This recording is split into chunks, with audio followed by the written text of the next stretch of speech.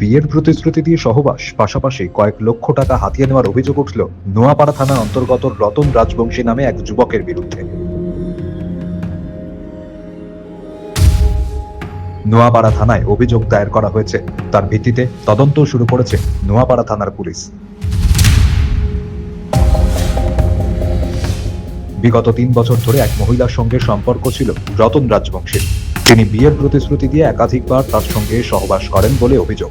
পাশাপাশি তার কাছ থেকে বেশ কয়েক লক্ষ টাকা হাতিয়েও নেন ওই যুবক। বর্তমানে ওই মহিলাকে বিয়ে করতে নারাজ রতন রাজবংশী। পাশাপাশি তাকে প্রাণে মেরে ফেলারও হুমকি দেওয়ার অভিযোগ। এমনকি রতন রাজবংশের কাছে ওই মহিলার বেশ কিছু ঘনিষ্ঠ মুহূর্তের ছবি আছে, সেই ছবি দেখিয়ে ব্ল্যাকমেল করার অভিযোগ। এমনকি সমাজ মাধ্যমে সেই ছবি ছড়িয়ে দেওয়ার হুমকিও দেন তিনি। এমনটাই অভিযোগ করেছেন নোয়াপাড়া থানায় এলাকার ওই মহিলা।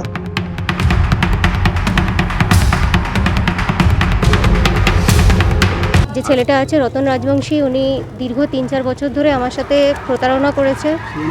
আমাকে বিয়ের প্রতিশ্রুতি দিয়ে আমার সাথে বিভিন্নভাবে এখন খারাপ ব্যবহার করছে। আমার থেকে অনেক টাকা পয়সা অনেক কিছু নিয়েছে।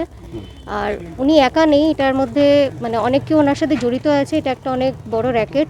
এর আগে আমার আগেও অনেক কেউ ভিকটিম ছিল, তারা কেউ আসতে পারেনি। আমি কয়েকজনের নাম জেনেছি এখন। তো আমি অনেক সাহস করে এসেছি এবং আমি আমার ফ্যামিলির প্রোটেকশন চাই, আর যাতে এই জিনিসগুলো বন্ধ হয়, একটা জাস্টিস চাই। সাহস করে কেন বলছেন? আপনাকে ভয় দেখানো হচ্ছিল নাকি? হ্যাঁ, ভয় তো আমাকে দেখানো হচ্ছে। কি ভয় দেখাচ্ছিল? আমাকে আমার ফ্যামিলিকে মেরে দেবে, বাড়ি ছাড়া করবে। তিনি আরো জানতে পারেন শুধু তার সঙ্গে নয়, আরো অনেকের সঙ্গেই এই ধরনের ঘটনা ঘটিয়েছে ওই রতন রাজবংশী।